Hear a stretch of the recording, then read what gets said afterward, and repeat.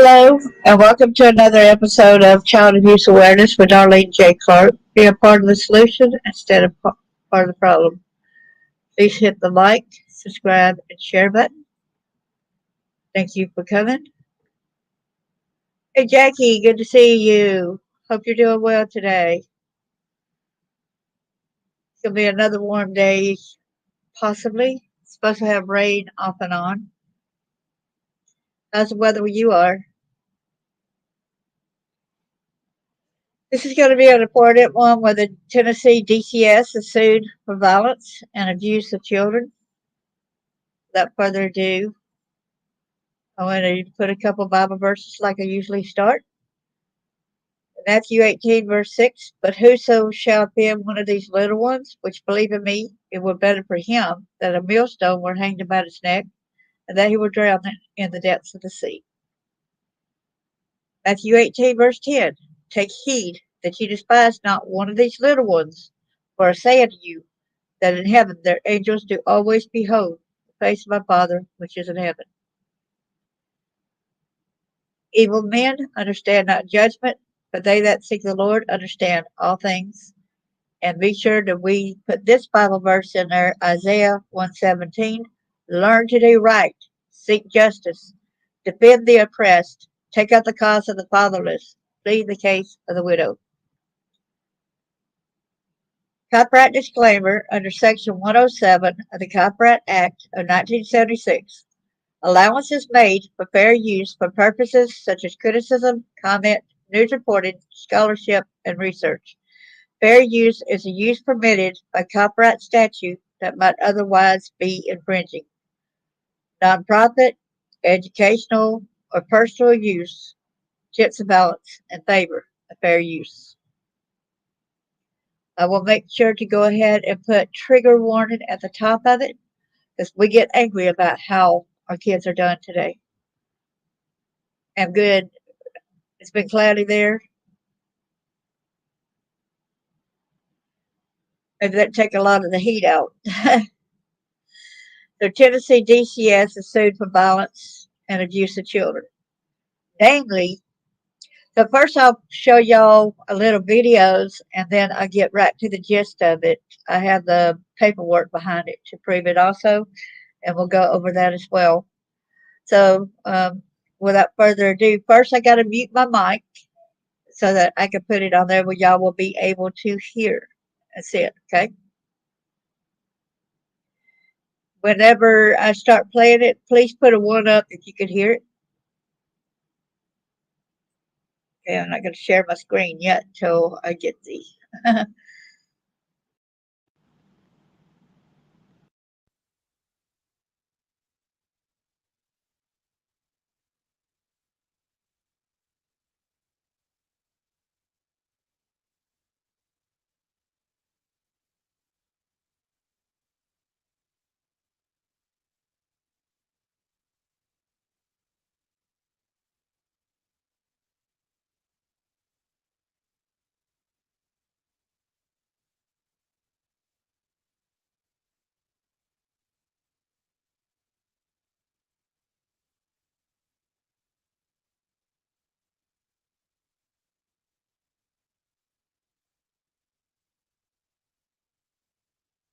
What one critic says following revelations that a child was handcuffed and hogtied by the very agency that is supposed to protect him. Good evening and thank you for being with us. I'm Carrie Sharp. And I'm Hunter Hoagland. That incident follows a change in the policy at the Department of Children's Services. Investigative reporter Ben Hall has internal communications that show some at DCS are disgusted by what's happening. The new policy allows the handcuffing of dependent and neglected kids in DCS custody. Many were removed from their homes because they were abused. Now handcuffs are being used to keep order in increasingly chaotic transitional homes. This picture shows a security guard handcuffing a 12-year-old boy, holding him face down on a mattress at a transitional home in Northeast Tennessee in October. The boy weighs about 70 pounds, and according to internal DCS communications, has been diagnosed as intellectually disabled and believed to have autism. Everything about this is horrifying. Zoe Jamail with Disability Rights Tennessee was shocked when we showed her the picture. And I cannot imagine what that small human felt in that moment. The 12-year-old is in state custody because his mom was unable to care for him and did not have the resources to do so. He'd spent more than a week at the transitional home located at Free Will Baptist Ministries in Greenville, where security guards had cuffed him before. Just one day before the photo was taken, a DCS worker reported a security guard hired by the department started yelling and cussing at the boy after he would not get into his bed. As things escalated, the guard took out a second pair of handcuffs and double cuffed the child, leading one DCS official to describe it as hog tying. I imagine there was a lot of fear and pain. Looks very painful. Internal emails reveal DCS removed all of the security guards involved. But the emails also show the incident happened shortly after DCS quietly changed its policy to allow the use of handcuffs on kids who have never been charged with a crime. Policy change can happen within the department, sort of behind closed doors, without any real feedback from the public.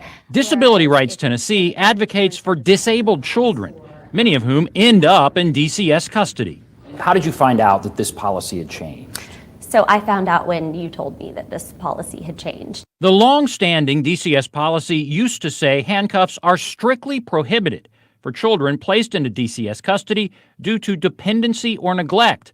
In other words, they could only be used for juveniles charged with a crime. But in September, DCS changed the policy, allowing handcuffs for youth who are actively destroying property and to maintain safety, security, and order. I am happy to tell you, though, that we no longer have children sleeping in offices. The change in policy came as DCS opened transitional homes across the state. The homes kept kids from having to sleep in state office buildings while they waited to be placed in a foster home. We know that there are issues with kids waiting to be placed, and we want to place them as quickly as possible. Commissioner Margie Quinn told Governor Bill Lee that hard-to-place kids like those with autism stay in transitional homes longer. But the policy change allows the use of handcuffs on those kids if they're disruptive in transitional homes. The internal DCS emails show strong opposition to the new policy.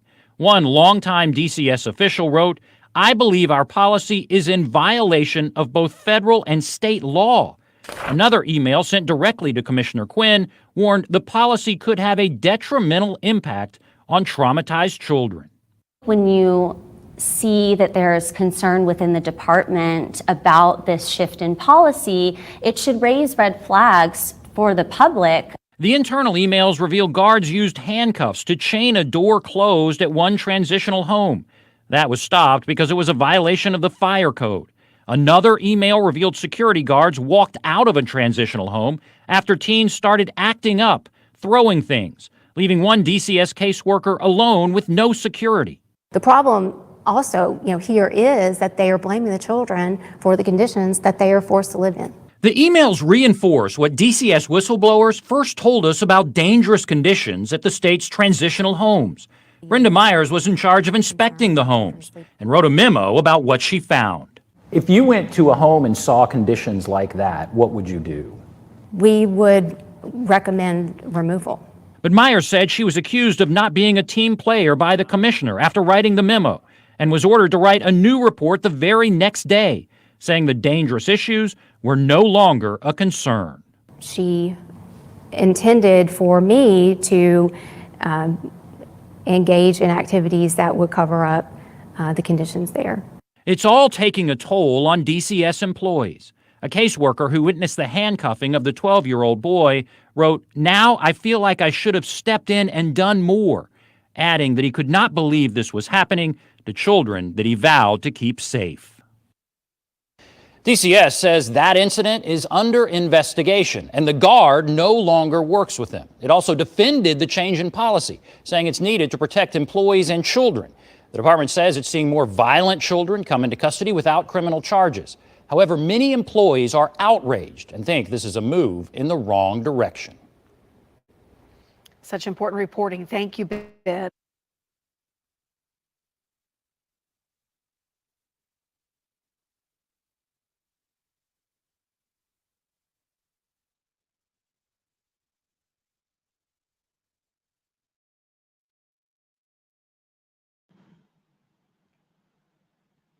So what do y'all think about that?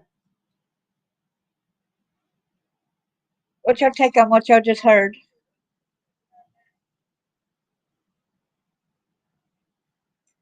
There's a class action lawsuit alleges DCS knew about violent and abusive measures inside facilities. Of course they did. You know, they went ahead and handcuffed. Tennessee's Department of Children's Services has a vision of children first.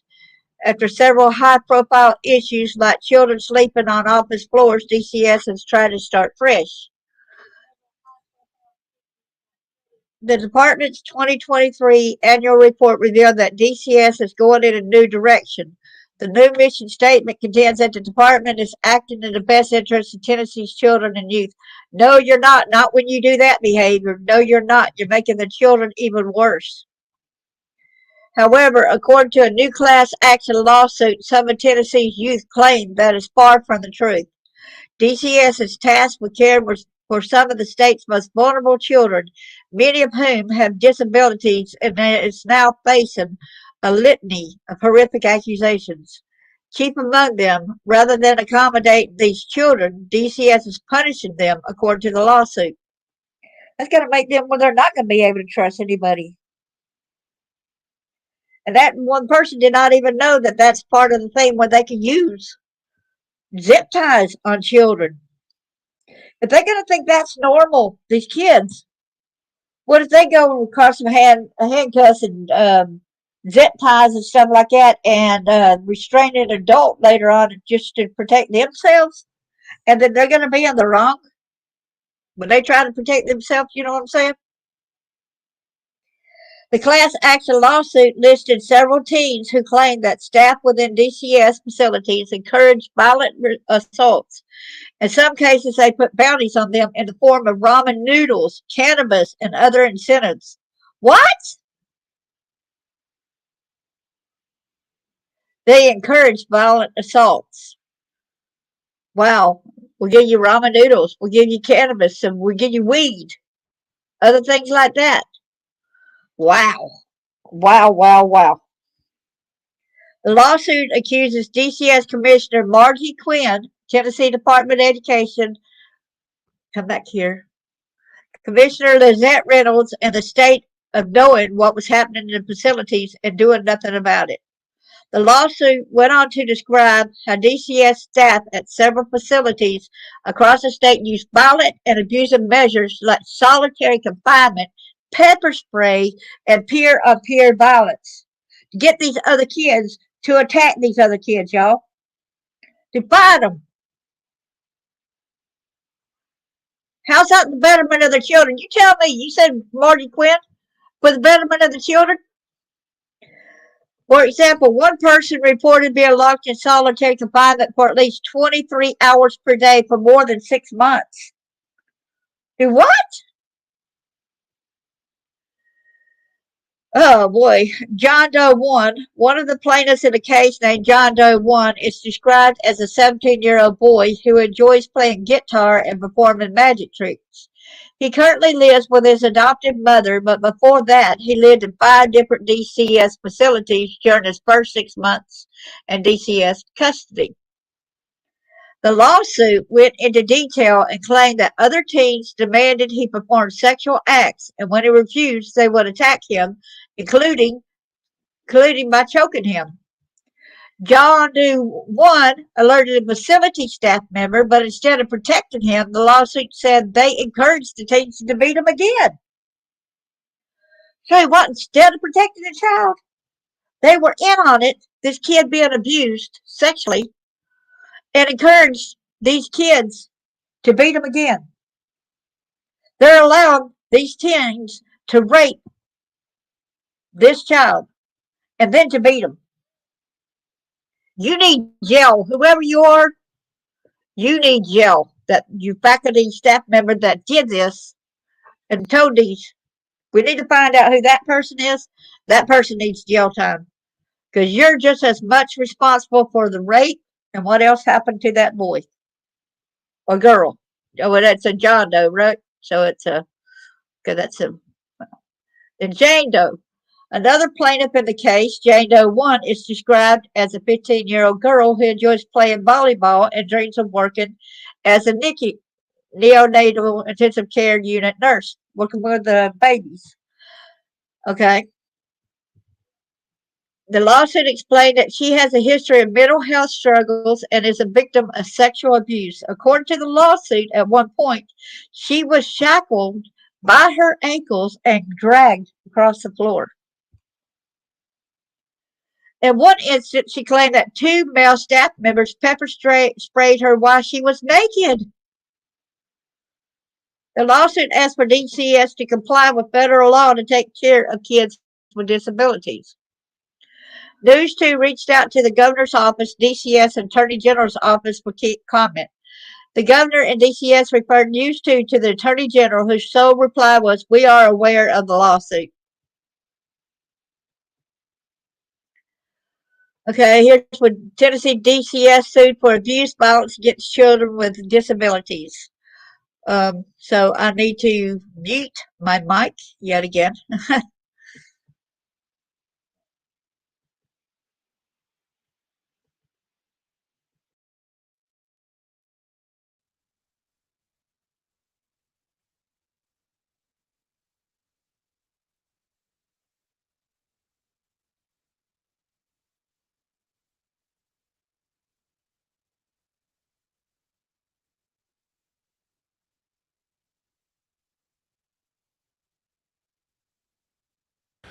Children handcuffed, pepper sprayed, hog-tied, and beaten. Those just some of the shocking accusations Tennessee's Department of Children's Services now faces. It's in a new class action lawsuit just filed in federal court. The complaint alleges the state of Tennessee houses children with disabilities in prison-like facilities and subjects them to violence and abuse.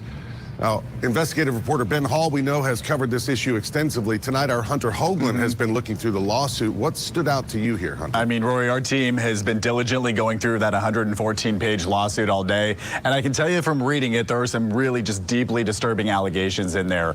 Everything we are about to tell you, attorneys say happened to kids while in DCS custody.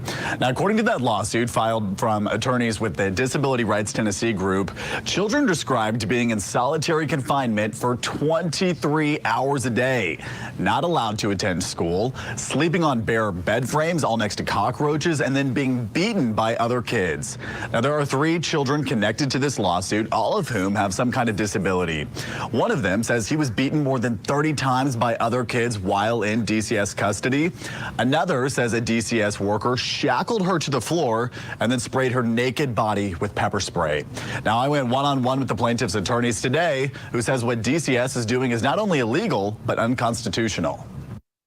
I guess I would say, to young people who have had these experiences in DCS custody, to parents of young people who have had these experiences, we just want you to know that we believe you, that, some of these things that have happened are not okay. Jeff Miller, who you just heard from, says what they're looking for here is a policy change. She says it is beyond time for DCS to comply with the law and accommodate children with disabilities. Now, the Department of Education is also named here in this lawsuit. We reached out to their office along with DCS this morning. They still have not gotten back with us.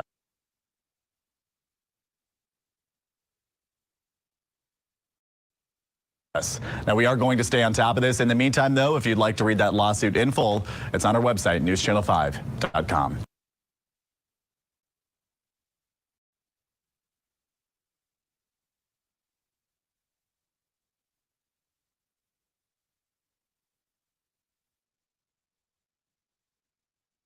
From disability. Tonight, state lawmakers are responding to shocking allegations of abuse within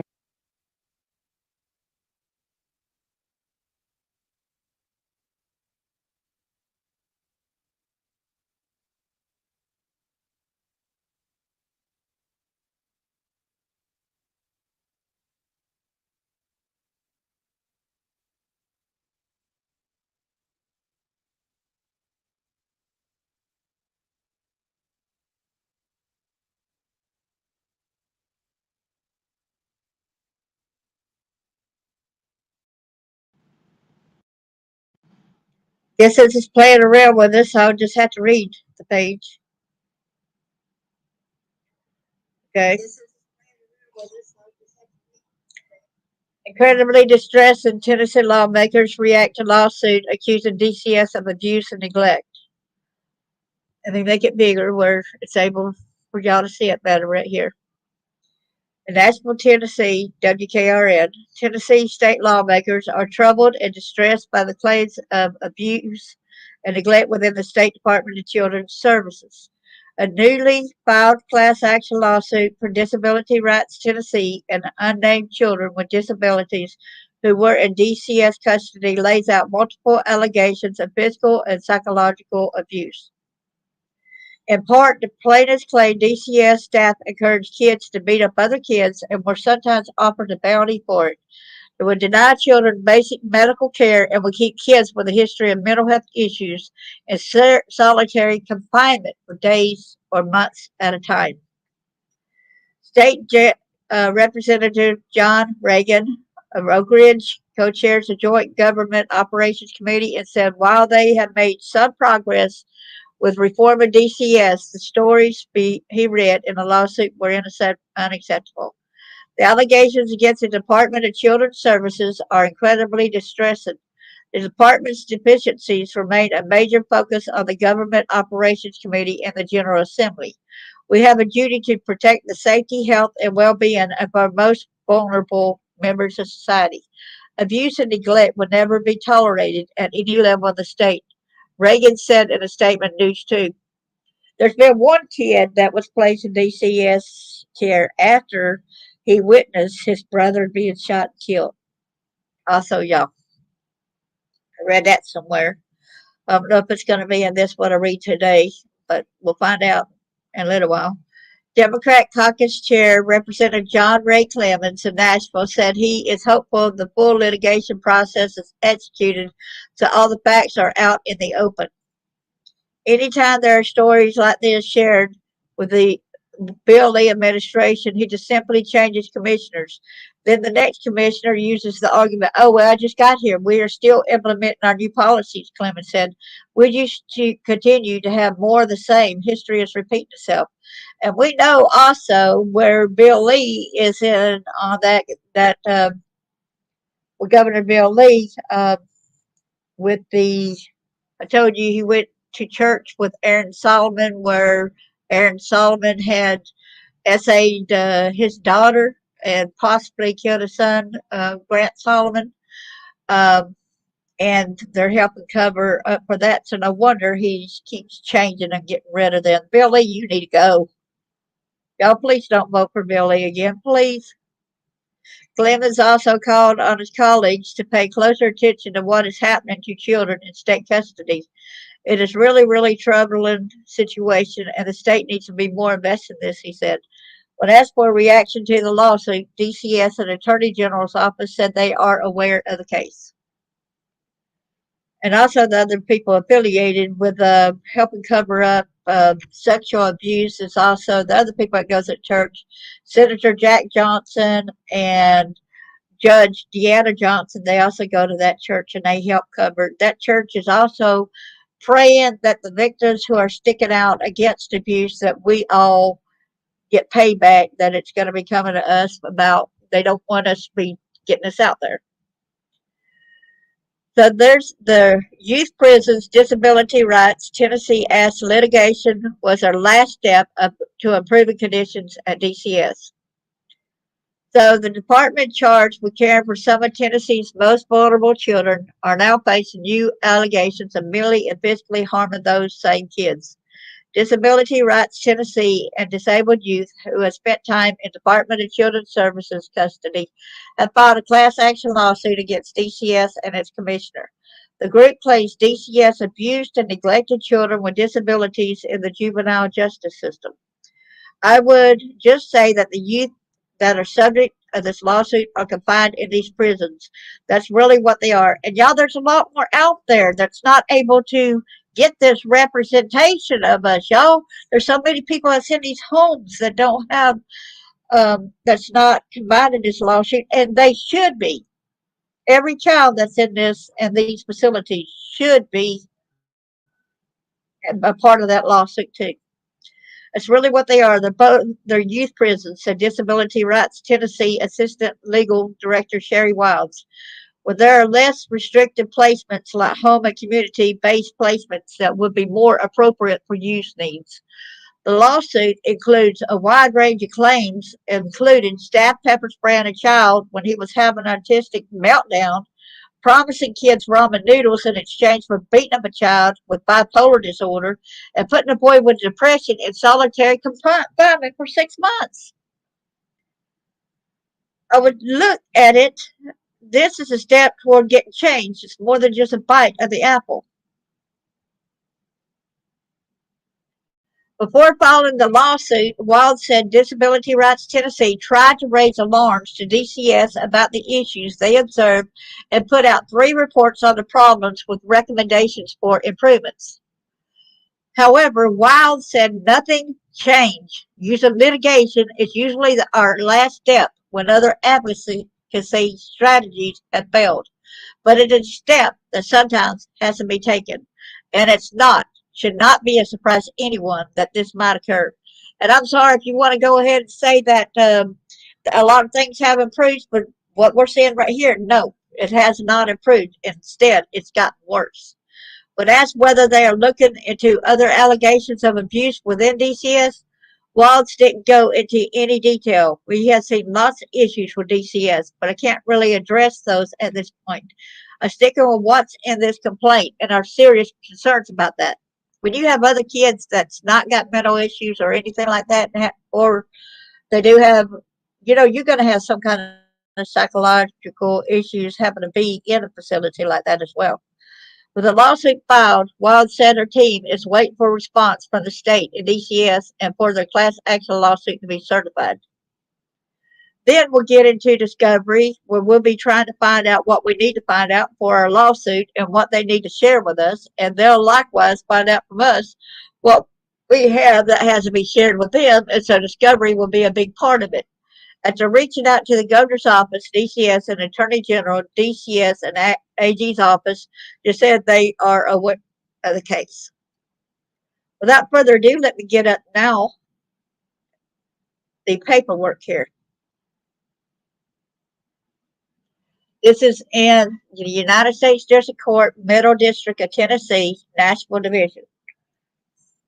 John Doe 1, by and through his parent and next friend, parent of John Doe 1. John Doe 2, by and through his parent and next friend, parent of John Doe 2. And Jane Doe 1, by and through her parent and next friend, parent of Jane Doe, on their own behalf and on behalf of all those similarly situated in Disability Rights Tennessee in its organizational and representative capacity, on behalf of and in conjunction with plaintiffs John Doe 1, John Doe 2, and Jane Doe 1. They are also doing on their own behalf and on behalf of those similarly situated. So they're doing it for the other people that's being that. And this is a class action complaint. Versus the state of Tennessee, the Tennessee Department of Children's Services, Margie Quinn, in her official capacity as Commissioner of the Tennessee Department of Children's Services, and Lizette Gonzalez Reynolds, in her official capacity as Commissioner of the Tennessee Department of Education. Plaintiffs John Doe 1, John Doe 2, and Jane Doe 1, individually and on behalf of a proposed class in disability rights via its associational standing and on behalf of a proposed class collectively, the plaintiff brings this action against the state of Tennessee. The Tennessee Department of Children's Services, Margie Quinn, Commissioner of DCS in her official capacity, and Lizette Gonzalez Reynolds, Commissioner of the Tennessee Department of Education, in her official capacity and in support thereof, allege as follows. Number 1, the case is about a myriad ways in which defendants fail Tennessee's most vulnerable population, children and young people with disabilities committed to their care. 2, defendants are entrusted with the rehabilitation, education, and treatment of youth in Tennessee's juvenile justice system, many of whom have disabilities, youth. However, they fail to provide their support, refusing to address or adequately evaluate the needs of youth in the care. 3, Instead of accommodating or treating their disabilities, defendants punish youth for their sentence using violent and abusive measures like solitary confinement, pepper spray, and peer-on-peer violence as behavior management tools. That's just going to make it worse. You're going to end up with some serial killers or something like that just because of what you're doing. Number 4, defendants use of pervasive violence and abuse instead of treatment exasperates the mental health, behavioral, intellectual, and developmental issues that youth experience, including driving youth to commit acts of self-harm and suffer suicidal ideations. Yeah, so by them doing that, they're going to make somebody suicidal and possibly attempt suicide. And if anybody does suicide while they're in care, we're going to blame DCS. Yeah, we need to get them for attempted murder when they do go and try to kill themselves. You know, they need to be in a class action suit, attempted murder, since y'all drove them there, right? Number 1, youth refers to young people who have a disability or disabilities who are now or at the imminent risk of being in DCS's custody and are kept in DCS license or approved facilities from which they cannot leave on their own by reason of being found to be delinquent or unruly by a juvenile court in Tennessee and committed to DCS pursuant to Tennessee, and there's the codes right there, or who are now are at risk of being in a licensed DCS license approved facility from which they cannot leave on their own by reason of finding a probable cause to believe the child has committed a delinquent or unruly act in which a child is charged pursuant to Tennessee. Now, you know, as it said, some of these kids are just placed there. They have never done any crime, and yet they're placed there and being called this type of stuff. Defendants neglect and abuse youth in the custody of care. Number 5, defendants' mistreatment starts when youth first enter juvenile justice custody, as defendants fail to evaluate youth's individualized needs and do not place them in the most integrated environment appropriate for their needs. See, they fail to evaluate them, have them evaluated. I guess you're going by your own deceptions on what a child should be done or treated, huh? Despite caring for a large population of young people with disabilities, the defendants failed to maintain a continuum of placements and services that would allow youth and their families to access rehabilitative treatment, mental and behavioral health care, and other supports in home and community-based settings. Rather, defendants place youth in facilities based on convenience and facility capacity instead of needs of the youth. Defendants combine youth in prison called hardware secure facilities, many of which are far from youth homes and communities, even though less restrictive placements will be more appropriate for their individual needs. Some of the guys cannot even get out of the home or whatsoever. They're being locked in. They cannot go around. When youth entered, I wonder if they're allowed to go outside and play or anything like that as well. Y'all know what I'm saying? Or whether they're just confined in the house. When youth enter defendants' facilities, they struggle to find the basic support that every child needs and deserves, such as education, mental health care, medical care, and physical safety. What about that 12-year-old? He just weighed 70 pounds. Sound like they were starving him, don't y'all believe? He's being starved. 12-year-old, just 70 pounds. Okay, such as education, mental health care, medical care, and physical safety. Defendants fail to provide evidence-based services designed to treat or rehabilitate youth. Indeed, defendants lack any coherent strategy for rehabilitating young people in the care or addressing behavioral issues, instead defaulting to incarceration. Youth, therefore, had no meaningful way to progress in their treatment and rehabilitation. Youth with disabilities face especially high barriers to accessing these bare necessities. Since defendants fail to evaluate youth, defendants do not provide them with the reasonable accommodations they need to obtain rehabilitative services, healthcare, and physical security, recreation, or other indicia of meaningful access to defendants' programs. In some instances, defendants fail to provide access to these services at all. And by the way, in the drop-down menu, when you see it, I had left a place. I had left the link where y'all could go get this file for the DCS lawsuit. So I did provide it for y'all where y'all could go to the link. All right.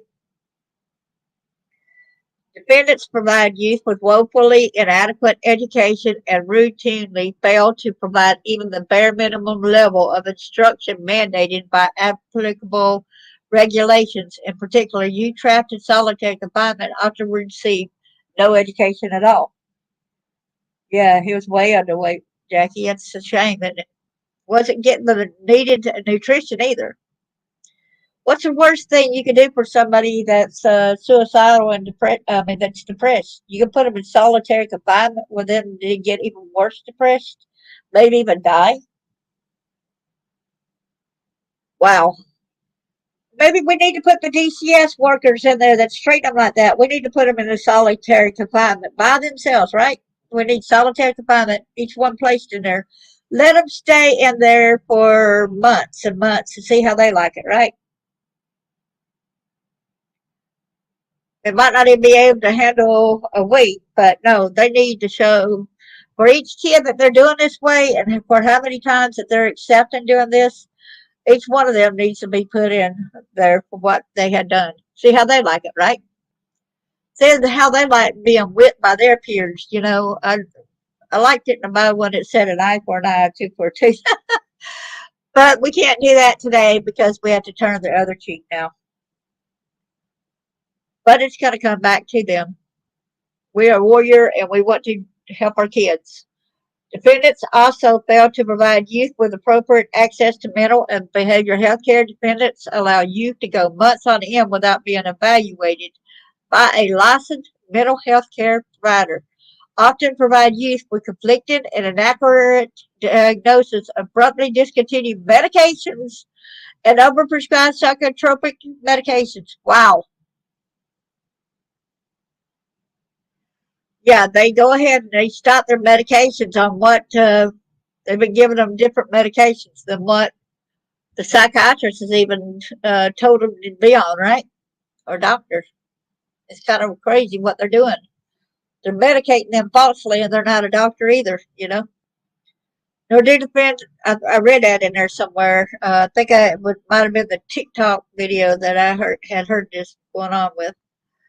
Nor do defendants offer youth access to appropriate medical care. Defendants allow youth to suffer illnesses and injuries for days, weeks, and even months on end without providing them with health services. As a result, youth conditions deteriorate, resulting in discomfort, pain, and permanent injuries. Defendants fail to use licensing, oversight, and enforcement mechanisms to maintain consistent standards across facilities and frequently shuffle youth between facilities, often far from their families or out of state. This leads to inconsistencies in youth education, the care, conditions of confinement, and allows abusive and unsafe conditions to flourish. They also do not give the family members, not the ones that per se that could have been abusive or whatever to the family, but to the child. They have also been taken away where they cannot have access to their families, and the families come and save them out of these situations either. And that's a shame. They're taking the law into their hands doing all that as well. When these kids could be in already loving homes of the family members. I hear that all across the United States. You know, I got a lot of friends that's dealing with this issue. Defendants utter failure to assess and evaluate youth or to offer youth evidence-based services, education, medical, or mental health care. Or stability creates a powder keg environment that threatens the safety of all youth. Instead of providing youth with proper treatment, defendants opt for abuse that only exacerbates mental health conditions. Defendants routinely warehouse youth in solitary confinement instead of treating their mental health problems. Defendants subject youth to pepper spray even when they pose no threat to others or themselves. Further, defendants subject youth to barbaric violence at the hands of both facility staff and other young people who facility staff bribe to attack youth that stand up for their rights or complain about mistreatment. As a result of these and other policies and practices detailed below, defendants cause youth to suffer trauma, psychological deterioration, physical injuries, and worsen underlying conditions. Youth continue to experience negative effects of defendants' abuse, mistreatment, and utter failure to provide adequate education and transition services long after they are formally released. The horrific experience of youth trapped in defendant's custody. The experiences of youth recounted below and throughout this complaint attest to cruel and inhumane in defendants' facilities and defendants' failure to evaluate and treat youth needs. Some examples of defendants' horrific treatment of youth are as follows. While SW was shackled in his cell, 5 facility staff held him in a kneeling position and pepper sprayed his face and hair for allegedly being disrespectful. Afterward, facility staff turned off the water in the SD's room so he could not wash his face. He was not allowed to see a nurse for 12 hours. John Doe 1 was attacked by peers who demanded that he perform sexual acts and beat him when he refused. He alerted facility staff instead of protecting John Doe 1.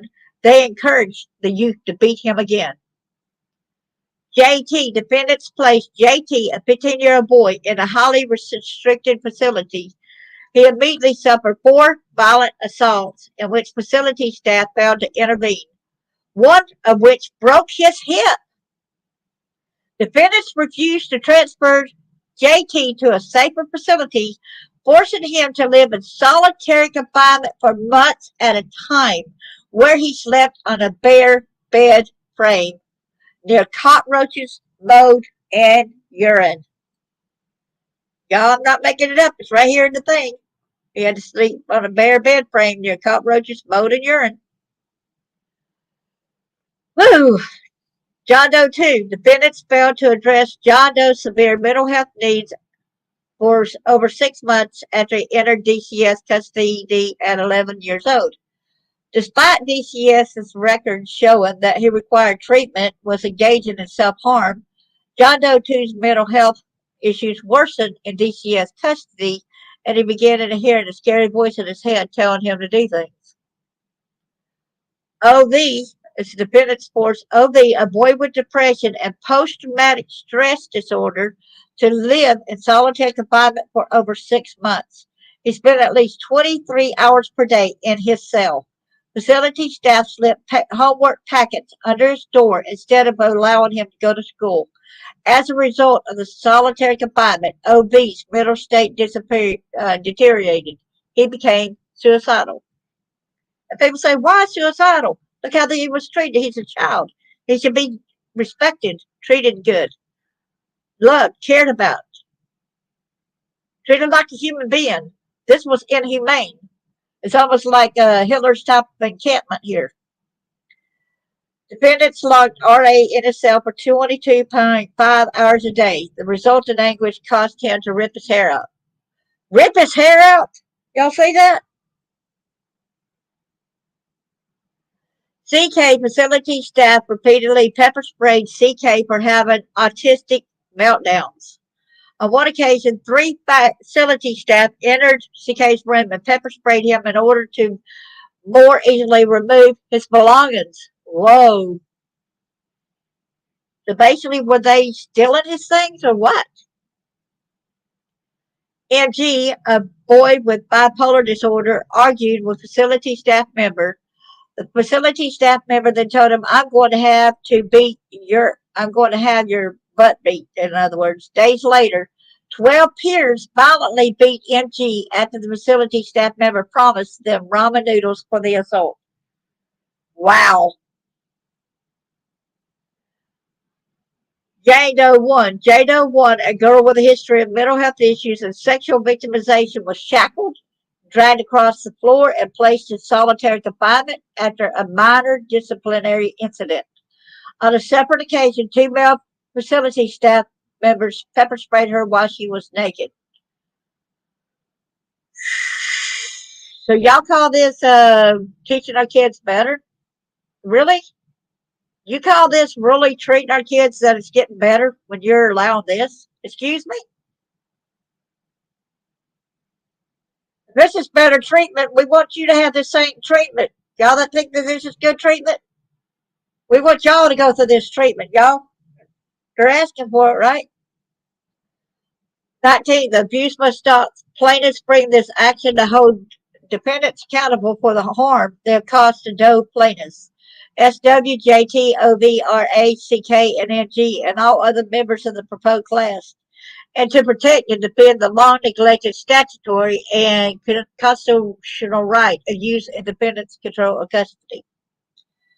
The jurisdiction is conferred upon this court, this being a case arising under the laws of the United States to redress the deprivation under color of any state law, statute, ordinance, regulation, custom, or usage of any right, privilege, or immunity secured by the Constitution of the United States or by any act of Congress providing for equal rights of citizens or of all persons within the jurisdiction of the United States, and to secure equitable or other relief under any act of Congress providing for the protection of civil rights. Plaintiffs' claims are authorized. I'm not going to read all these numbers here. Venues, let me go. Okay, this is where the DRT is part of the nationwide PA system, which is mandated by Congress to protect and advocate for the rights of people with disabilities in the United States. There is a P&A in each of the 50 states and each United States territory. Together, the P&As make up the National Disability Rights Network. Look it up if y'all need help, y'all, because it's for the National Disability Rights, okay? Congress has given the PAs a statutory responsibility to represent, advocate for, and redress the rights of persons with disability, including youth and even adults. So it's youth and adults. So don't think that you being disabled and an adult that you don't matter. Now there's people out there to try to help. DRT is a P&A organization designed in the state of Tennessee. As Tennessee's P&A organization, DRT is authorized by multiple federal statutes to, among other things, pursue administration, legal, and other remedies on behalf of people with disabilities. So I'm going to go further down. We want to get to where we're not going to go on this full thing, so we're going to start going with plaintiff John Doe 1. John Doe 1 is a 17-year-old boy who enjoys playing a guitar and performing magic tricks with cards. He has depression, PTSD, attention deficit, hyperactivity disorder, and anxiety disorder. He has a history of suicidal ideations and self-harm. John Doe 1's diagnosed and undiagnosed conditions substantially limit one or more major life events, including thinking, learning, concentrating, and interacting with others. He currently resides in the custody of his adopted mother in Tennessee after experiencing maltreatment and traumatization while in the custody of DCS and various juvenile justice facilities. John Doe 1 first came into DCS custody as a foster child when he was 11. He was educated delinquent in September 2023. DCS shoveled him between 5 different facilities in his first 6 months of DCS juvenile justice custody, including Memphis Youth Academy, John C. Wilder Youth Development Center, and Richard L. Bean Center, Bean JDC, and the Upper East Tennessee Regional Juvenile Detention Center, Upper East JDC. He was then re-entered into foster care and has since been adopted. Thank you so much for the mother who had adopted him. Thank you so much for getting him out of this living hell. John Doe remains at imminent risk of being in DCS custody and or kept in a DCS licensed or approved facility from which he cannot leave on his own. Plaintiff John Doe 2 is 12 years old and loves basketball, drawing, and his family. He is currently in DCS juvenile justice custody at a hardware secure facility, Bill's Place at Youth Villages. I think this is the one that was, oh man, that's that young boy. I think the young one that was so. Okay, John Doe became involved with DCS in 2021 through a DCS investigation into possible neglect, when shortly after witnessing the traumatic shooting death of his older brother, he began to run away from home and to use alcohol and cigarettes. He was also the subject of multiple law enforcement reports of a missing kid. You wonder why he's traumatized? Y'all wonder? He witnessed the traumatic shooting death of his older brother. And y'all wonder why, and y'all want to further traumatize him? John Doe 2 has been in DCS juvenile justice custody since 2022, with placements including Shelby County Juvenile Detention Center, Natchez Trace Youth Academy, and Davidson County Juvenile Detention Center, Middle Tennessee Juvenile Detention Center, and Bill's Place.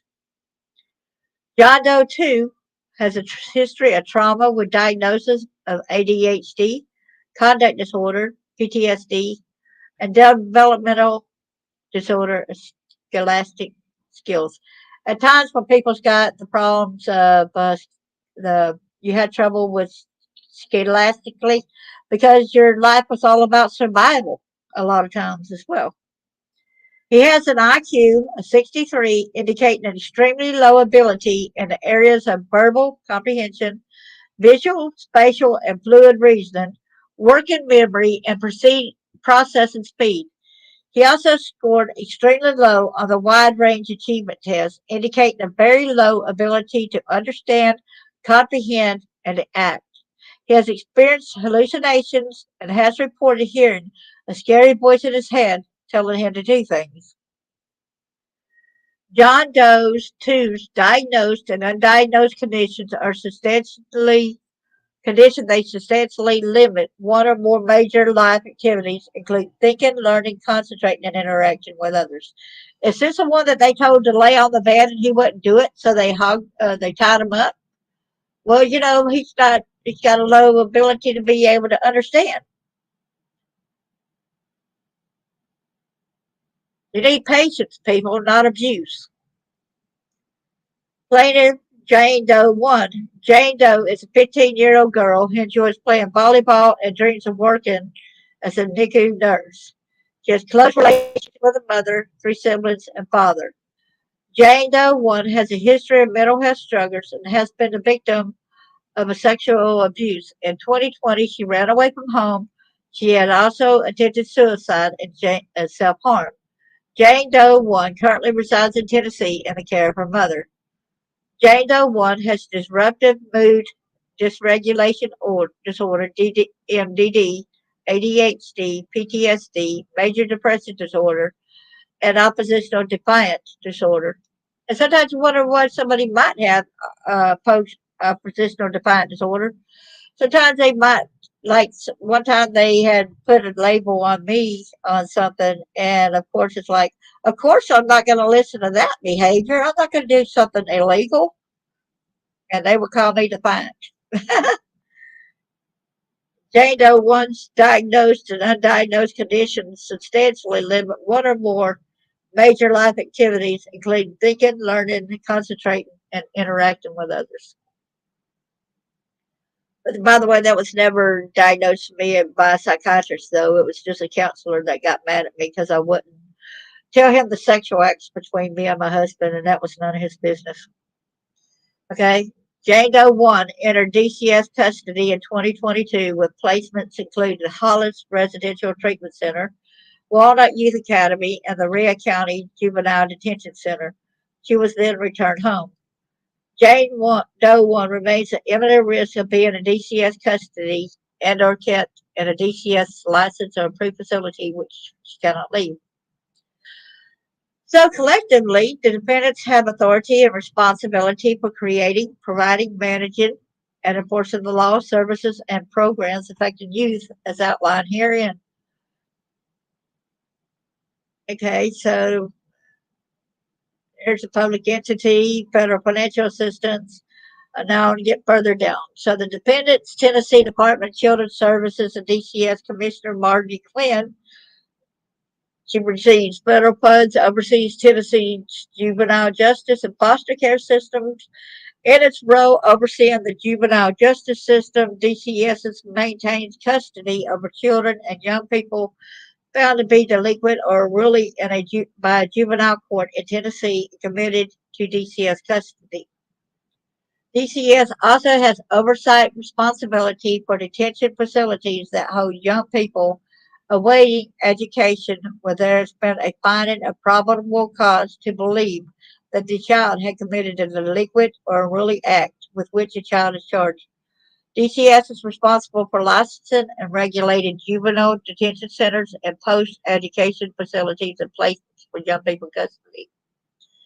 They're responsible for operating youth development centers, which are hardware secure facilities housing children educated delinquent and meeting certain other criteria. DCS is responsible for contracting and coordinating with other state agencies and state licensed facilities, such as the Department of Mental Health, Department of Intellectual and Developmental Disabilities, TennCare, and others to coordinate care for young people in its custody. Okay, then why didn't y'all do that? You are responsible for that, and you're not doing it. You're making our kids do it out. DCS is responsible for the education of young people in its custody. You hear that? DCS, you're responsible for it. For post-education facilities that operate in-house schools, DCS is responsible for approving in-house school applications. I doubt that they won the in-house school thing put in there in solitary confinement. DCS also serves as special school district for the schools within YDCs and other facilities designed by DCS Commissioner. So Margie Quinn has the authority and responsibility of properly administering, overseeing, and operating DCS, including by creating policies, rules, and regulations for DCS and DCS licensed or approved facilities, providing care for children DCS serves, and setting the powers and responsibilities of DCS officers and employees. She is responsible for DCS's operation, including proper placement of young people in DCS licensed or approved facilities and programs in compliance with all applicable laws and regulations. She serves as the Board of Education and Director of Schools for the DCS Special School District and has supervision and control over YDCs. Commissioner Quinn has promulgated and enforced rules, regulations, and written and unwritten policies and practices pursuant to which DCS and its agents. They fail to access and accommodate youth disability. They fail to administer services, programs, and activities in the most integrated setting appropriate to the needs of youth. They fail to provide youth with medical and mental health treatment. They fail to expose youth to violence. They fail because they subject youth to excessive force through the use of pepper spray. They fail the youth by placing the youth in solitary confinement in circumstances that constitute cruel and unusual punishment and are not rationally related to any legitimate government objective or any excessive in relation to that purpose. And they fail because they deny the youth education. Commissioner Quinn has failed to enforce existing state and federal law, department policies, and regulations that protect youth from the aforementioned conduct. Guess what? You're a traitor, Commissioner Quinn. You need to go to jail for being a traitor.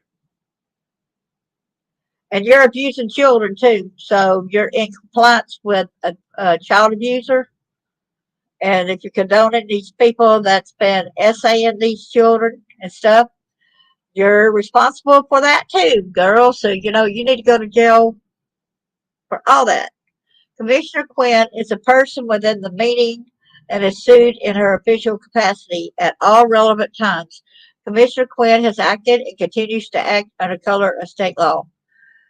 DCS Commissioner Quinn are referred to collectively as DCS defendants. DCS defendants are responsible for caring for and protecting youth in custody through their licensing and regulatory authority and contracts for facility. DCS defendants are responsible for exercising control over the operations, policies, practice, and actions where youth are placed, such as actions taken by the staff of those facilities are taken pursuant to DCS defendants' policies and customs. Now, here's where the defendant, TDOE Commissioner Lizette Gonzalez Reynolds, she is the chief executive and is responsible for implementing and ensuring compliance with laws and policies governing the education. She must also prepare and present to the State Board of Education rules necessary to implement state education laws and board policy standards and guidelines. She establishes TDOE's official and unofficial policies, procedures, and practices, including the policies, procedures, and practices alleged in this complaint. It's a state agency that receives federal funds, oversees public education in Tennessee. She's responsible for developing rules to ensure that youth incarcerated in detention centers licensed by DCS are given an education, including by establishing procedures for funding the education of those youth, properly transferring youth educational records, and providing educational instruction for a minimum of 4 hours per instructional day. TDOE is also responsible for monitoring the education provided in detention centers. Wow, she's supposed to be monitoring. Let me read that again. Monitoring the education provided. Okay. So she's responsible for all that. Let me get on.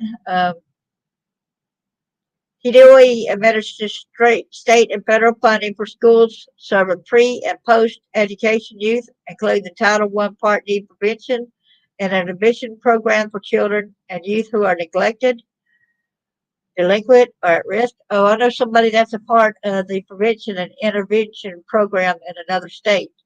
Boy, he needs to know about this for sure. As part of this program, TDOE receives yearly applications for school districts and facilities and education in these schools and facilities, and is required to monitor facilities for compliance with state law and that every student SEES Act and the Individuals with Disabilities Education. So it's supposed to be every student SEES Act, and you're actually helping make it fail. I think if you gave these kids a chance and medicate them right, treat them with respect, treat them that they matter, do not allow abuse, do not allow all this other stuff to take place, you'll see them growing in leaps and bounds. So I'm going to get past this and go through this. So we want to find some more. Let me get on further on down there. We're not going to go all over this education and stuff. This is like 144 pages. So I'm skipping down.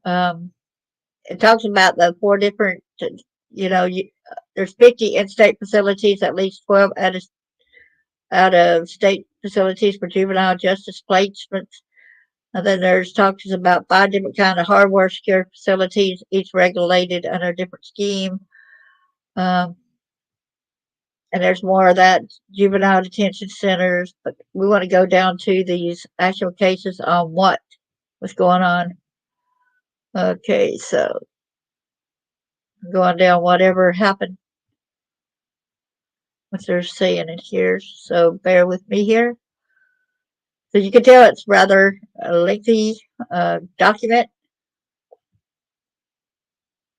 See, I also know that Hollis RTC, which is Tennessee's youth prison for girls, is also licensed as a maternity home for illegitimately pregnant women. Attendant regulations do not contemplate restraints, pepper spray, or isolation. Well, they had restrained a girl that was pregnant, okay, in the facility. They pepper sprayed her as well. Yeah, because it says, however, in practice, licensed RCACAs routinely flout these rules, DRT has documented multiple instances of youth being handcuffed, put in solitary confinement, and chemically sprayed at facilities licensed, often as means punishment of behavior with these pregnant girls. That said, moreover, according to the facility operators, pepper spray is permitted at Hollis RTC, Mountain View, and Standing Tall, and Standing Tall's operator permits use of solitary confinement for hours at a time. Y'all hear about these facilities, and I believe they need to be written and say, y'all do not need to be doing this behavior. I hope that y'all are not funding and help funding these organizations when you might be thinking it's a good organization, and you see now, if you're going like this and helping them pepper spray and helping them to imprison our kids, solitary confinement, helping them to chain them up and other things as well. Okay, so I hope none of y'all support that.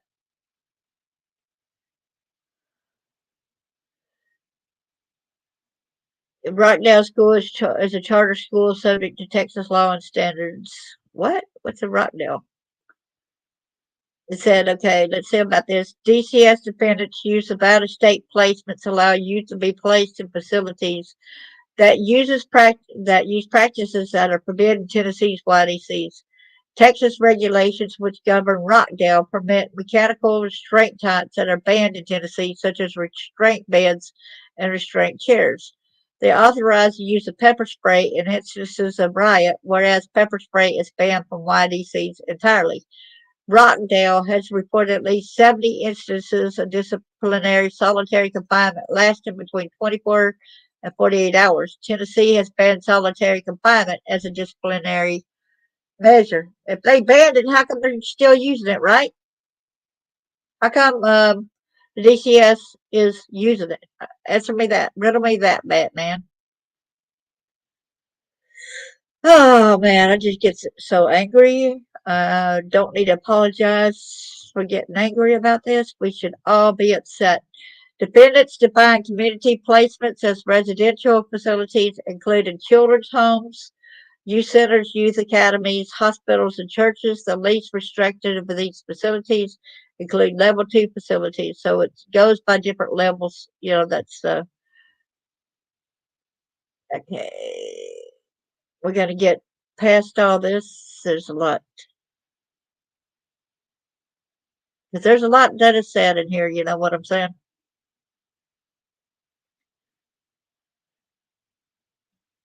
Because it's like how they, right here, how they even failed to identify PREA applicable facilities. Facilities seem unaware of their obligation to comply with PRE. As a result, DCS defendants in the state of Tennessee failed to implement pre-mandated standards in reporting, putting youth at risk for sexual violence. Okay, let's go down here.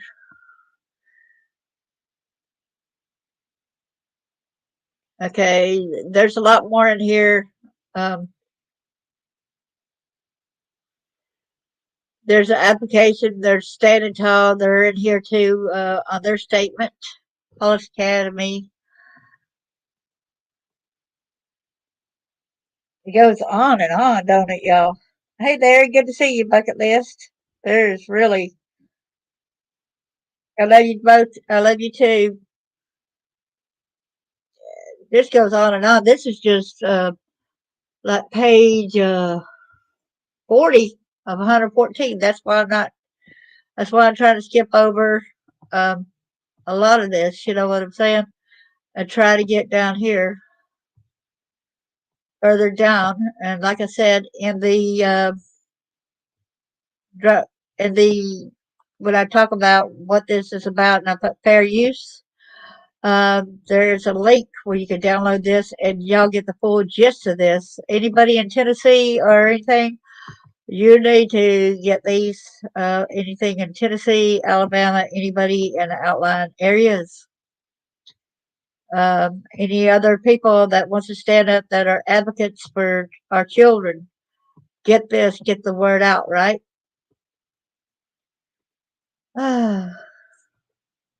It said, for example, OB was isolated off and on for 2 years at Wilder, during which times he often did not go to school at all.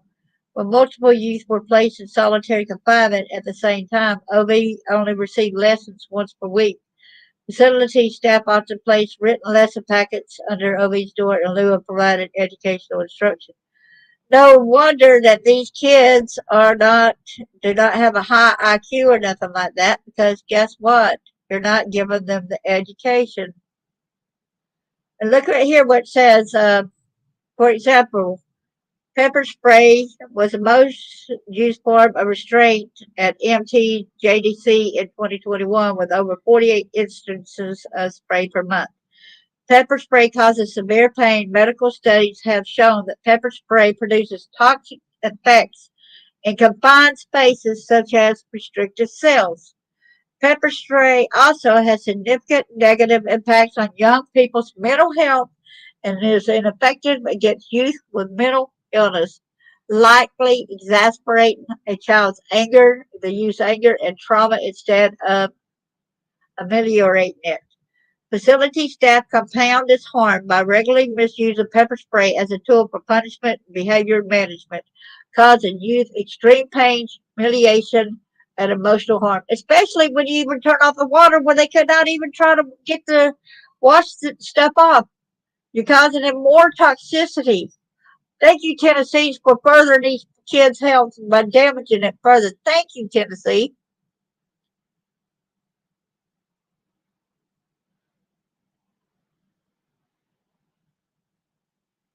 Okay. That's crazy how they facility staff at the MTJDC pepper sprayed SW who has an intellectual disability, PTSD, and conduct disorder in the face and hair while he was shackled in his room, held in a kneeling position by at least 5 other facility staff. He couldn't run. He was shackled already in his room, y'all. He's shackled in a kneeling position. They still 5 came in there and pepper sprayed him. In September 22, facility staff of Hollis RTC sprayed EO, who has asthma, even though other facility staff were already physically restraining her. After EO was pepper sprayed, she went to a room and took her shirt off to decontaminate. Male facility staff then entered the room while she was undressed and sprayed her again. This experience was especially traumatizing because EO has a history of being assaulted by males while in DCS custody. Similarly, in January 2022, facility staff sprayed QS, who has ADHD, bipolar disorder, and depression, even though he was handcuffed and physically restrained. They still come in there and sprayed him, y'all. Hey, Eric, good to see you. Facility staff also routinely spray youth for administrative convenience to enforce youth to comply with instructions. But if you're sprayed, you're straight. The child's not any kind of danger to anybody. Why are you going in there to pepper spray? I mean, even if he wasn't restrained or nothing, but that makes it even worse when they're already restrained and you're going in there doing that. For example, in the summer of 2022, facility staff at Hollis RTC pepper sprayed TK for refusing to go to a room.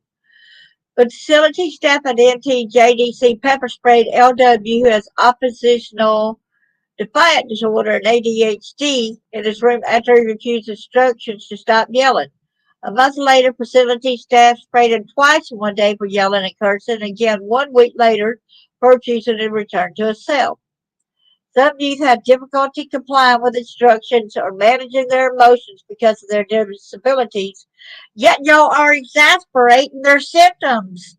So they're going to start lashing out and acting out even more so because of what the heck to continue to abuse them even worse. They're not going to listen to this kind of stuff when they're in fear because you're attacking them no matter what they do. You get these other people to staffers that's going in there and getting other kids, giving them weed, giving them ramen noodles and this stuff. just to go in there and beat these people up, as we done read earlier in this, you know. And see right here, DCS's written policy requires immediate decontamination after the use of pepper spray, including access to fresh air, a shower, assistance with flushing eyes, and fresh clothing. It bans the denial or delay of medical attention or decontamination for punitive purposes and requires the facilities doing so to be subject to adverse licensing action. It also requires that facility staff debrief youth after they spray them. However, in practice, facility staff have a clear and persistent pattern of denying youth these protections. Sorry, I'm angry. Hello there. Good to see you. Hello, Chris Miller. Good to see you too. For example, SW was made to wait 12 hours before seeing a nurse after facility staff sprayed him in the face. Simply QS waited for over 11 hours for medical attention after they sprayed him in 2022. 2023, CK, who has asthma, was denied medical attention for over 3 hours after being sprayed. Facility staff then failed to clearly state their aggressive behavior that justified the use of spray. So it don't look like he really did anything because they failed to justify why they did it, because should not done it, you know.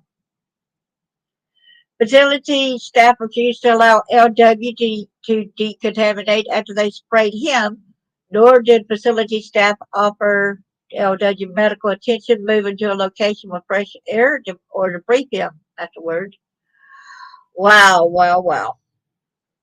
They intentionally exacerbate the pain pepper spray causes youth, including by chaining youth to their beds before spraying them and spraying youth in the hair. See that?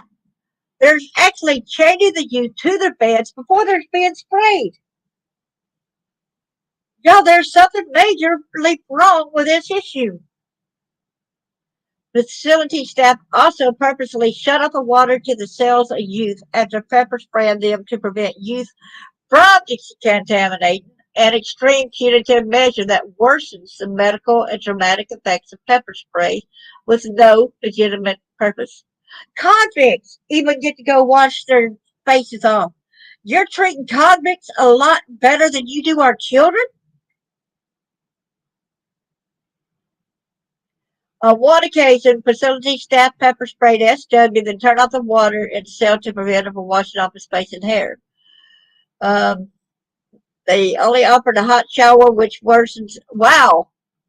Then they shut off the water in the cell after spraying. Instead, offered him a hot shower, which worsens pepper spray's painful effects. He needed the cool water to wash his face, not hot water. Defendants have acknowledged the harm caused by pepper spray in youth, especially when used in such arbitrary and punitive manners. Wow. So it says, nevertheless, the defendants allow facility staff to continue subjecting youth to such abuse, such as the DCS defendants, through their policy of inaction, condone the use of these measures. Well, you know, you're viable. You are viable for the abuse. You need jail time for the abuse of each and every one of these kids who were done this way. Quinn, wow. Wow, wow, wow. Now let me get further on down here. So I guess you see what page that was. I'm getting further down here to try to get more into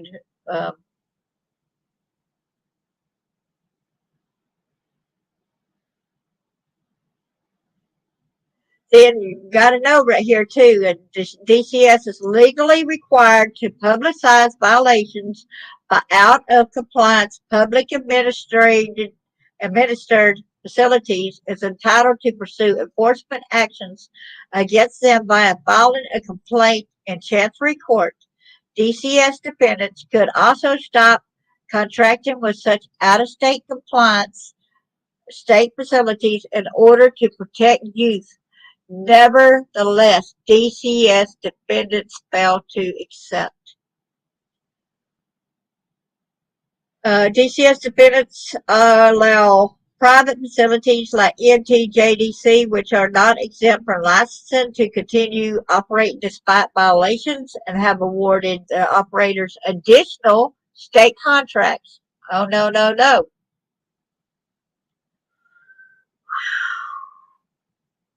I'm trying not to be mad. I'm trying to, wow, look at this. For example, facility staff placed GB, who has PTSD and ADHD, in solitary confinement dozens of times for failing to follow instructions, including failing to put on his clothes, leaving his classroom, staying in a shower, refusing to go to his room, spraying soap, not leaving the toilet quickly enough, refusing to take off his shoes, and refusing to line up and go to the gym. In total, GB was sent to solitary confinement approximately 50 times. You're talking to people that you're abusing at the time, and yeah, I had some episodes as a child from the abuse I had endured, and sometimes I remember I would just be staring in dead air because I didn't know when the next time that they were going to hit me or nothing like that. So I can imagine the heck and the torture these went through, being someone that's been through a lot of torture myself, through my own parents, through my own family.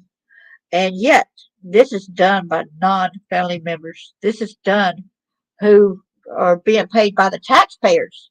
We're paying these people, and look what they're doing with part of the money. Look what they're doing to our youth. Similarly, facility staff sent MO, who has ADHD and conduct disorder, to solitary confinement for refusing to go to his room, refusing to stop watching TV, horseplaying, yelling, or throwing clothes. Oh, this one went to solitary confinement for laughing. And he's got psychotic episodes, so let's see. Facility staff also placed RE, who has ADHD, PTSD, and depression in solitary confinement, for refusing to remove his pants at the direction of facility staff searching for a missing cell phone. You can look for a cell phone without the guy having to remove his pants. Are you kidding me? You're making him remove his pants to search for a missing cell phone. Seriously?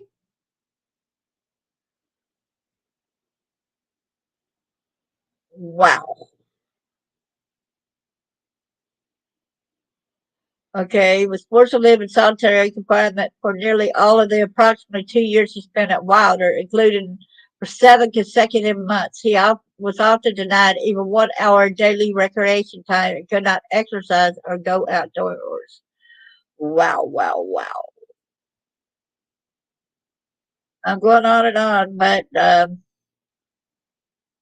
JT, who had ADHD and insomnia, lived in the True for protective custody for much of this time at Wilder, where he was exposed to cockroaches, spiders, lizards, mosquitoes, mold, and human urine. Okay, that's where the guy right there that had to sleep on a bare metal bed frame after facility staff removed the mattress from his bed. Sleep on bare metal? Wow.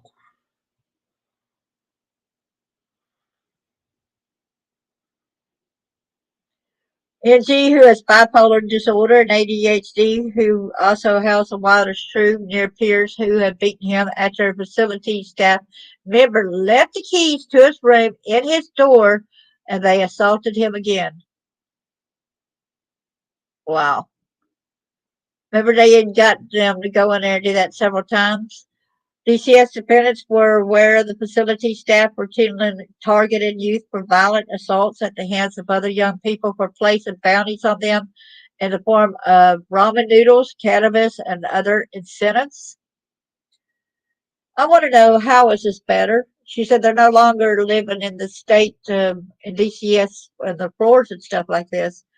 But how has this gotten any better? I want to ask you, what do y'all want to say it got better? Look at what y'all doing. How has this really gotten better? You liar. You liar. When I don't even want to call you a Mrs., you do not deserve to be called anything out of respect. Okay, facility staff often orchestrate these attacks, an extreme form of corporal punishment to punish youth for misbehavior or filing grievances against facility staff. They result beatings, severely injure and traumatize their targets.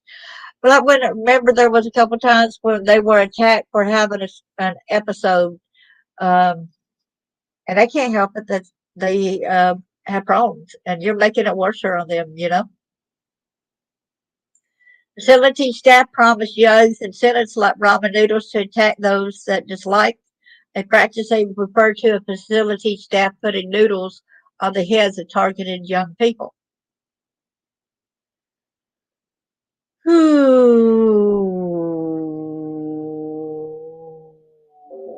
boy.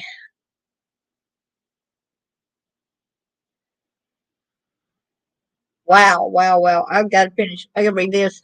For example, in 2021, MG and the facility staff member had a verbal altercation during which the facility staff member told MG, I'm going to beat your facility staff member, then offered 10 to 12 youth ramen noodles in exchange for assaulting MG.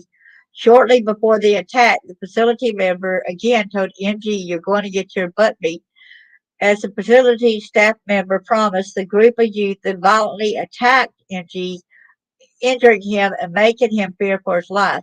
The facility staff member in question smiled and clapped while watching the assault, doing nothing to intervene. Immediately after the assault, the facility staff member rubbed the neck and bare back of one of the attackers. Oh man, it's almost like I'm wondering if that facility staff member also did sexual things towards that person that he rubbed the bare back of the attacker, you know? Because that's kind of like a move that you do that I have seen them do, okay, myself living the way I did. Okay. This just goes on and on, y'all.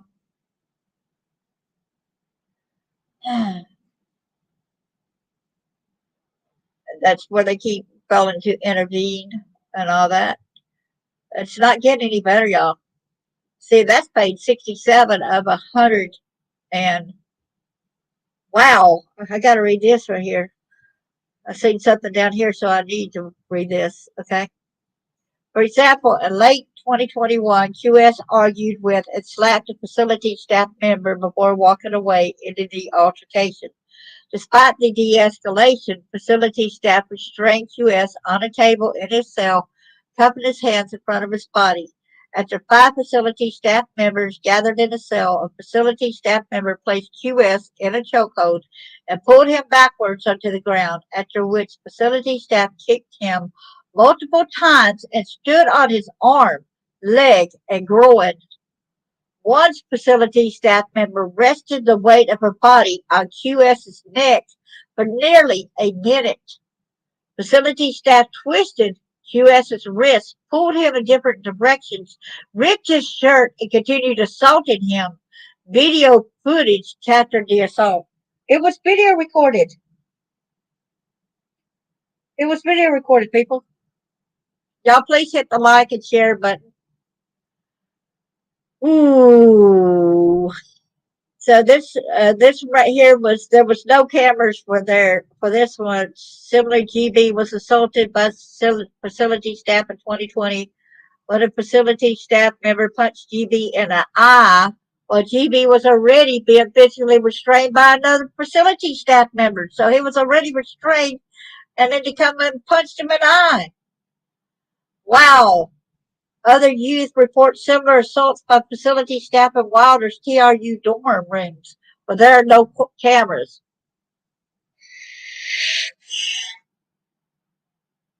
A 2020 comptroller audit found that DCS defendants employed a deficient facility staff hiring process that failed to protect youth from dangerous employees. Oh, oh man.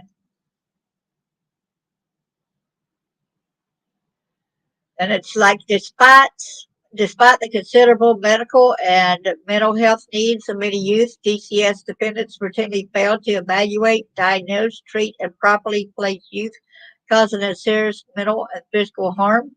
Defendants do not adequately assess youth needs for reasonable accommodations or medical and mental health care upon admittance and fail to provide timely medical and mental health care to youth. They fail to provide sufficient mental health treatment for mental and emotional disabilities. They say, but although they are aware of the fact Section 2, DCS defendants fail to provide regular individualized psychiatric assessment, treatment, counseling, or psychotherapy to youth in need of such services, let alone the full continuum of mental health services necessary to meet their needs. As a result, youth mental health deteriorates, often in a crisis, and youth are denied meaningful participation in programming intended to aid in their rehabilitation, which means they're not getting the proper medicines that they might need to help them out or nothing like that. No wonder these kids are acting out. Even worse. Like I said, you got to give them their medications that they need. You got to treat them like they matter. You got to prove that you're in the best interest of the child. That's what DCS is for, to help provide and preserve our kids, to treat them better. We're not there to abuse them. We are not there to teach them more ways of being violent towards other people. For example, QS who has multiple severe mental health diagnoses, including bipolar depression, ADHD, had a breakdown in late 2021, yelling at facility staff and acting erratically. DCS defendants failed to assess QS and train staff to adequately respond to behavior caused by its mental health and behavioral health disabilities. So this is even worse than prison, y'all. This is to our children. These are adults doing this to our children. After secluding QS and placing him in a cell, facility staff restrained and assaulted him, placed him in a chokehold that restricted his breathing, kicked him multiple times, and standing on his arm, leg, and groin. Then they responded to his disability by assaulting him instead of sending a trained staff member like a therapist or a counselor to speak with him and de-escalate the situation, resulting in further mental anguish and bruising to his neck and arms. Trained staff members, therapists, something like that. When you're abusing a kid and kicking them and standing on them like that, of course it's going to deteriorate his mental health and his physical health. Everything, I can't read all this. I'm just going to have to scan a lot of this because it's like, look at here. Facility staff also have a practice of withholding prescribed medications as punishment. See that? See, I told you that they were withholding their medications. See? And when R.E., a boy incarcerated at standing tall, declined to take a voluntary drug test, facility staff retaliated against him by withholding his prescribed psychotropic medications. Other times, medications are abruptly changed without explanation. Okay, for example, while at MTJDC, RA's mental health medications were changed without medical justification from Adderall and Seroquel to guanfacine, melatonin, and hydroxyzine. As a result, he struggled to focus, sleep, control his anger, and maintain his impulse control, and he suffered from headaches. What do you think about that, y'all? They changed his medications from things that he really needed without any kind of medical justification and gave him this stuff over here instead. Similarly, CO's medication was changed 5 times over a 3-month span in 2022, cycling through numerous psychotropic prescriptions rapidly, which caused worsening mental health symptoms, including depression, insomnia, anxiety, and despair. You don't mess around with the psychotropics. You have to, I think, you have to, if you're going to get off of them, you have to basically wean yourself off of it. You don't just go like this and keep doing this. Wow. OB was prescribed 6 different psychotropic medications at Wilder alone. Wow. DCS defendants overprescribed psychotropic medication to youth with mental health conditions as a means to behavior management, a practice DCS defendants sometimes referred to as chemical restraints. When you give them that many, you're messing with their brains forever. They might never be okay again. The psychotropic medications are no laughing matter. All these people involved with this DCS, y'all need to go to jail. Y'all don't need to just lose your job. You need jail time. You need jail time. Y'all don't need to pay a fine of whatever you do either. You actually need to spend the rest of your freaking lives in jail, because all these kids, guess what? They're never going to be okay the rest of their lives because what you did to these kids. You need a lot of different life sentences, people. Wow. Wow. You are a traitor to our country, to our kids. DCS defendants routinely administer off-label psychotropic medications not intended for the purposes for which DCS uses them and without medical justification. Often the only recorded justification for a prescription is conduct disorder, sleep, or ODD. Wow. Overuse and misuse of psychotropic medications can cause exacerbated mental health symptoms, including suicidality. See? And DCS dependent psychotropic medication policies explicitly note that prescribing 2 or more medications of the same class suggests the need for additional review of a person's clinical status. Because that's what you're supposed to do. If you've got that you're supposed to do this, that's your policy, then why are you not doing it? You got it on paper. Why are you not doing your jobs? Why are you not doing your job to protect these kids? Why are you making their health worse? Because you don't want them to be able to, you want everybody to look at them like they're crazy the rest of their life, and you don't want them to be believed. I know how y'all people work. I got some friends and everything that tells me that they're considered and called crazy because of, some of the things as well. And this is one way that kids ain't going to be able to talk. They're going to be so in their minds. Are y'all hoping for vegetative? Or are you hoping that they committed suicide when they're in isolation?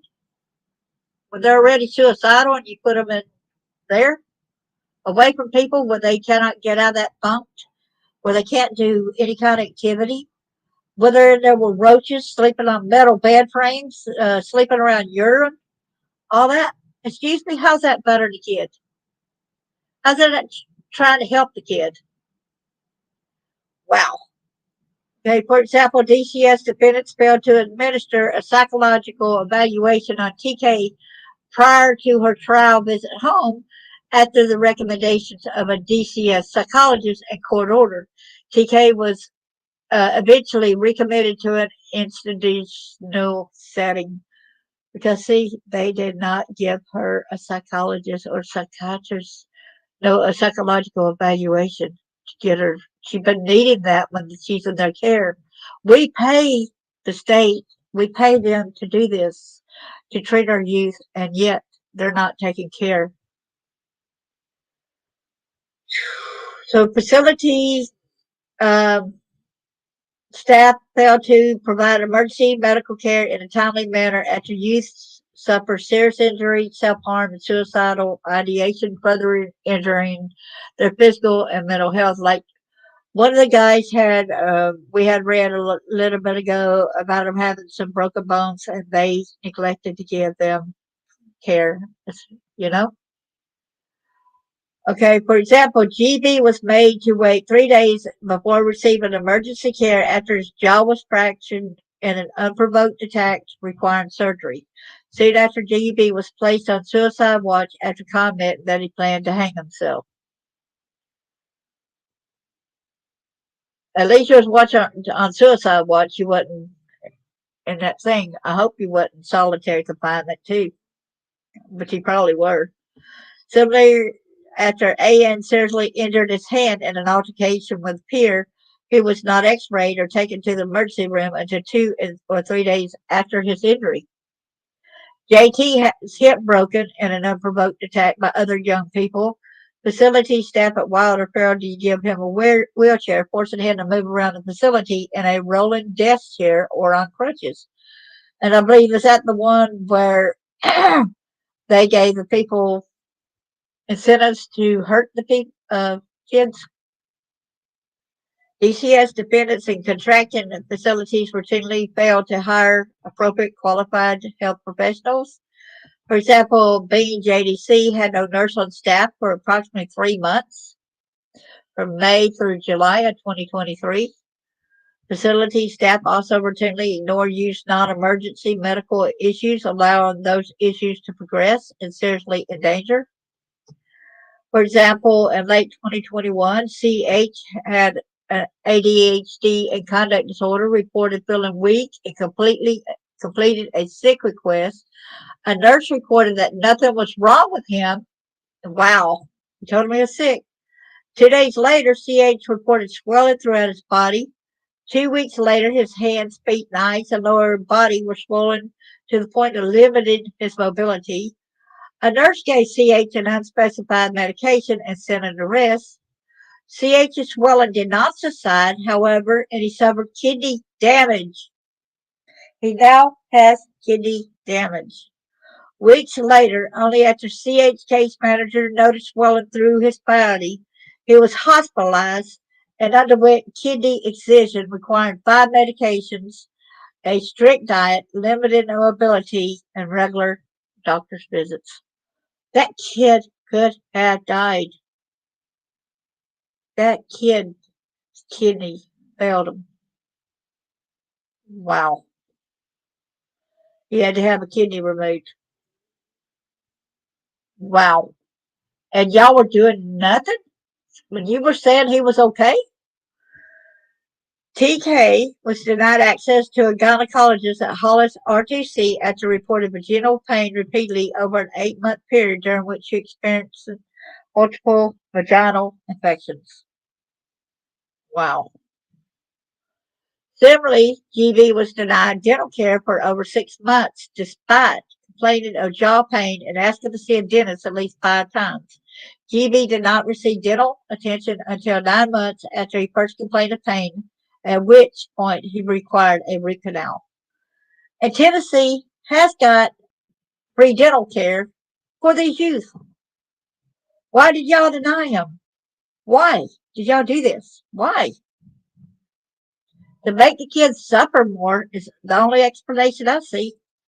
Y'all just wanted these kids to continue suffering. Y'all didn't want the betterment of these youth to get better and be effective in our society. DCS defendants' failure to provide youth with the proper medication, therapy, and other mental and medical health treatment causes youth harm and prevents them from even accessing, let alone meaningfully participating in programs intended to further DCS's stated rehabilitative purpose. Like she said in Plaintiff John Doe 1, DCS defendants has subjected John Doe to violent attacks by other youth, medical neglect, and the arbitrary and punitive use of solitary confinement. When out of desperate fear for his safety, he complained about DCS's failure to protect him. DCS retaliated by encouraging further attacks by these people, by these kids. So that boy kept getting beat because the facility encouraged retaliation. John Doe, a 17-year-old boy, experienced intense childhood trauma. He suffered severe neglect from his parents, who had substance abuse issues, and witnessed domestic violence. At 11, he was educated as dependent and neglected and committed to foster care, where he cycled through 28 different placements. John Doe's once father died when John Doe was 15. He had no contact with any immediate family. John Doe has depression, John Doe 1, PTSD, anxiety, and ADHD. He has a history of suicidal ideation and has cut himself repeatedly. A psychological evaluation of John Doe 1 recommended grief counseling and group and individual therapy. He has been prescribed multiple medications, including psychotropic medications. Despite John Doe 1's disabilities, DCS defendants have denied him reasonable accommodations and subjected him to cruel abuse across several different placements. So they were using the money that the government was given for the medications for some other purposes because they wasn't supplying him with the medications. Yet they were going like this and having other people beat him. Wow. It looks like they were also stealing the money. So that's kind of like, what's it called? Forgery? What's that really called? When they're stealing the money for something else and not giving the kids their medications? When it's supplied, the government's giving the money for the medications. John Doe 1 was detained at Upper East JDC for 1 week in fall 2023, where he was placed in 23 and 1, meaning he was alone in his cell for 23 hours per day. He was allowed outdoors only once while at the facility. He did not attend school, and there was no mental health or counseling services available. Despite being prescribed multiple medications at the time of his arrest, including an antipsychotic, he was not given any testing, any evaluation, any medication management. As a result, he abruptly stopped taking his medications without any oversight by a medical professional. John Doe 1's solitary confinement made him feel angry and numb. Some of his only stimulation came when, while temporarily held in a separate facility in order to attend virtual court proceedings, he was allowed to watch television through the open tray slot in his door. John Doe 1's placement at Bean JDC after he was educated delinquent. DCS's defendants placed John Doe 1 at Bean JDC for almost 2 months. He did not receive any psychological testing, any assessments or evaluations, and Bean JDC had no treatment services. DCS's defendants and facility staff did not follow up regarding his previously prescribed medications.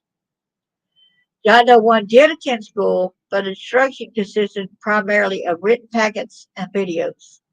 John Doe 1 was placed in solitary confinement for 3 days for giving another resident a packet of hot sauce.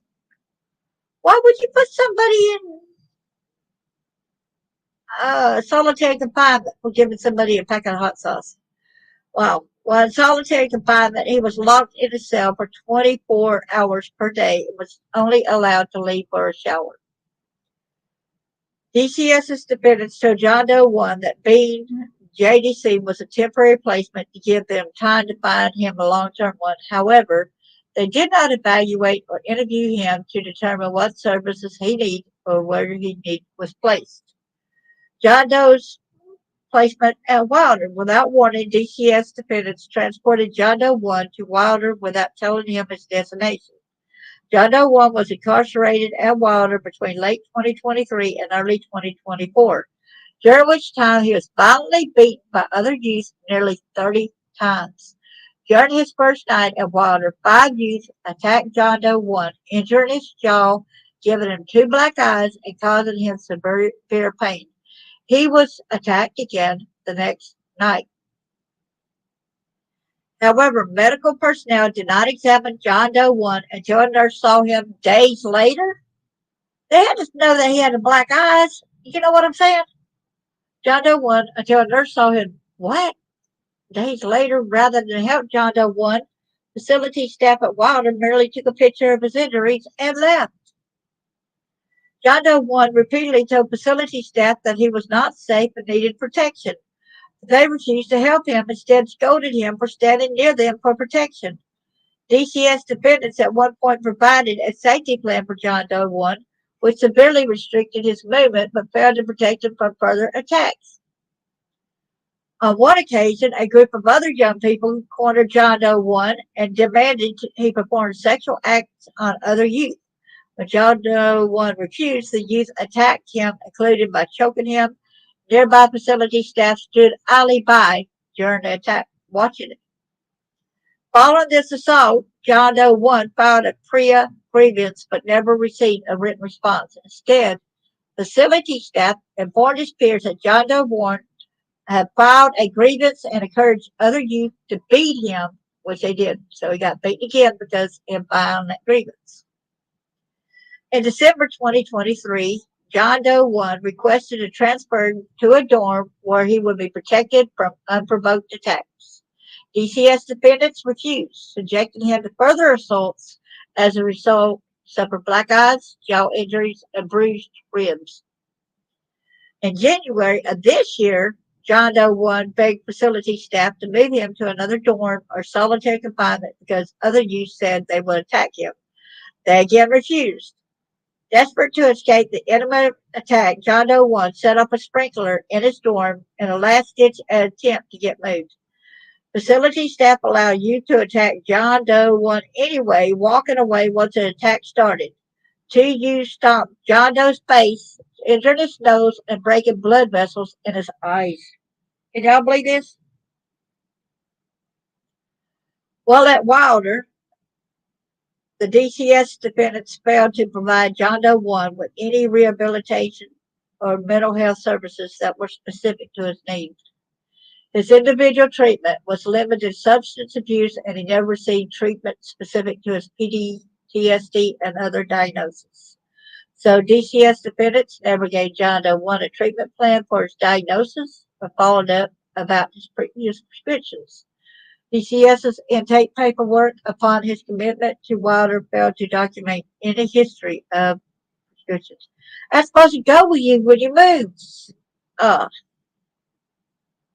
anybody still here? DCS defendants did not give John Doe 1 a single full day of educational instruction between November 23 and Christmas break. He was sometimes allowed to go to school for a few hours at a time. There was no makeup instructions.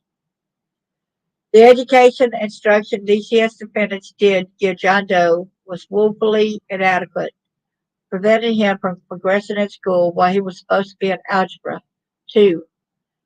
That's pretty smart if it was Algebra 2. He was instead given the same instruction as all other Wilder residents, practicing simple multiplication. Wow. While at placement at Memphis Youth Academy, after months of constant physical violence and neglect, DCS defendants moved John Doe to Memphis Youth Academy. He was soon after educated as dependent and neglected and was placed with a foster parent who later adopted him. Thank you so much. John Doe 1's time in DCS defendants custody degraded his mental health, causing PTSD flashbacks and triggers.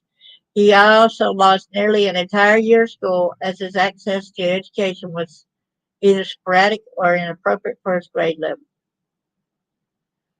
I don't know if we want to keep going on with this, but it just goes on and on. So that goes with here goes with plaintiff John Doe 2. This is really hard to read and to continue on.